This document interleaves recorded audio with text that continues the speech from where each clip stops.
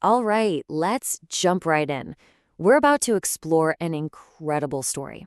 One that starts way, way before all the magnificent forts and palaces we think of when we hear the name Rajasthan. When you think of Rajasthan, what comes to mind? It's the land of kings, right? Grand tales of courage and chivalry. But what if I told you the real story, the one buried deep in the sand, is hundreds of thousands of years older? So, where do we even begin? Okay, to really get a handle on this, check out this timeline. It shows the sheer scale of the journey we're about to take. We're starting from the very first human footprints, watching cities being born, empires clashing, all the way up to a single moment that, believe me, changes everything for Indian history. So let's get into our first chapter. How did civilization even start to grow in this ancient and pretty tough landscape? Okay, here's our starting point, and it's a big one. 500,000 years ago, we're talking about the lower Paleolithic age, the very first humans to walk this land. They left behind their mark. Simple things, really, but so important. Stone tools like hand axes and cleavers just scattered all over the region. Now this is a huge leap forward, a real game changer for humanity. We're seeing people shift from constantly moving around, hunting and gathering, to actually settling down and domesticating animals. I mean, think about that. It's not just a new way to live, it's a completely different relationship with the world. And it happened right here. So as we move into the Copper Age, things get really interesting. You've got these diverse, specialized societies popping up. On one side, you have the Aher Banas culture. They're all about farming, village life. But then on the other side, you've got this industrial powerhouse, Ganeshore. These guys were mining copper and supplying it to the massive Harappan cities. It just goes to show you, ancient Rajasthan wasn't just one thing. It was a land of farmers and innovators. Okay, so we've gone from villages and industrial hubs, but now we're about to see something absolutely revolutionary. The rise of some of the world's first true cities, built right here in the heart of Rajasthan. We're talking about the Indus Valley Civilization here, one of the world's first major urban cultures. And yeah, we all know the famous names like Harappa and Mohenjo-Daro, but what you might not know is that Rajasthan had its own incredible city, Kalibangan, and it was a super important piece of that ancient puzzle. And here's the kicker. Kalibangan wasn't just some random collection of houses. No way. It was a blueprint for how to build a city. I mean, just think about this. The world's first known plowed field, streets laid out on a perfect grid, advanced drainage systems, and this was all engineered with mind-boggling precision more than 4,000 years ago. It's incredible. But like all great things, these early cities eventually declined, and when they fell, it created this huge power vacuum.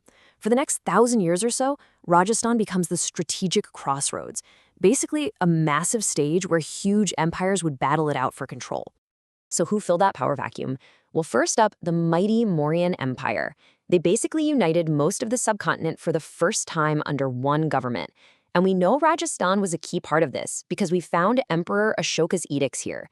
That means this region wasn't some backwater. It was fully integrated, following the same laws and plugged into huge trade networks.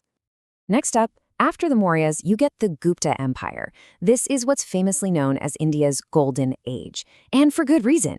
It was this explosion of genius in science, math, art, you name it. This cultural boom spread everywhere. And Rajasthan was right there, soaking up all that stability, wealth, and incredible artistic creativity. All right, so after these massive pan-Indian empires, a powerful local dynasty rises up, the Gurjara Pratiharas. And these guys were tough. For about 300 years, they were basically the gatekeepers, this huge wall that stopped invasions from the west. That long period of peace they created, it allowed a totally unique regional culture to blossom, setting the stage for everything that came next. But of course, empires don't last forever. As the Pratiharas started to fade, all those local chiefs and warlords who used to work for them, well, they started to think, hey, why not be our own boss?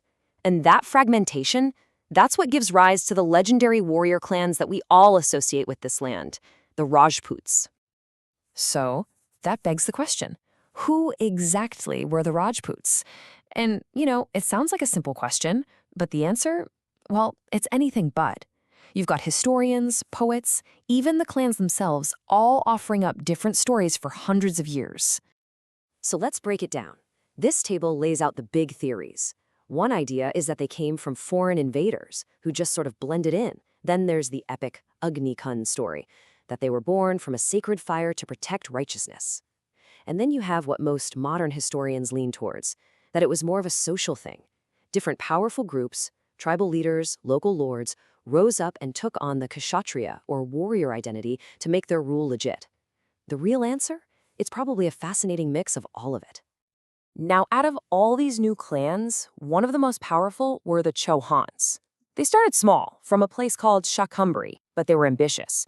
They just kept expanding, founded the great city of Ajmer, and eventually, they captured the ultimate prize, Delhi. And this brings us to their most famous king, Prithviraj Chauhan III. He's the man at the center of a conflict that wasn't just about his own destiny. It was a fight that was going to change the course of Indian history, forever.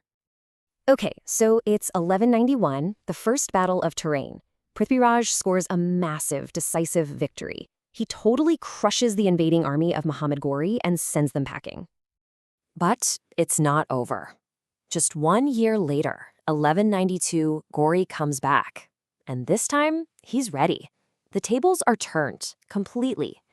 Prithviraj is defeated, Delhi is captured, and that single loss, it throws open the gates of northern India. The entire political map of the subcontinent was about to be redrawn. So, let's just pause and take a breath. What are the big takeaways from this whirlwind tour? First, Rajasthan's history is way, way older than we think. We're talking 500,000 years. Second, it was home to some of the world's most advanced early city planning. Third, it was this constant crossroads of empires and cultures. Fourth, that famous Rajput identity, it's a complex mix of myth and history. And finally, a single battle in a single year became the pivot point for the entire subcontinent. Which kind of leaves us with one final thought, right? We call it the Land of Kings, and we get lost in the stories of conflict and royal splendor. But maybe, just maybe, the real story, the true legacy of this land, isn't about the kings at all. Maybe it's about the simple, incredible fact of human resilience and adaptation etched into the sand over millennia.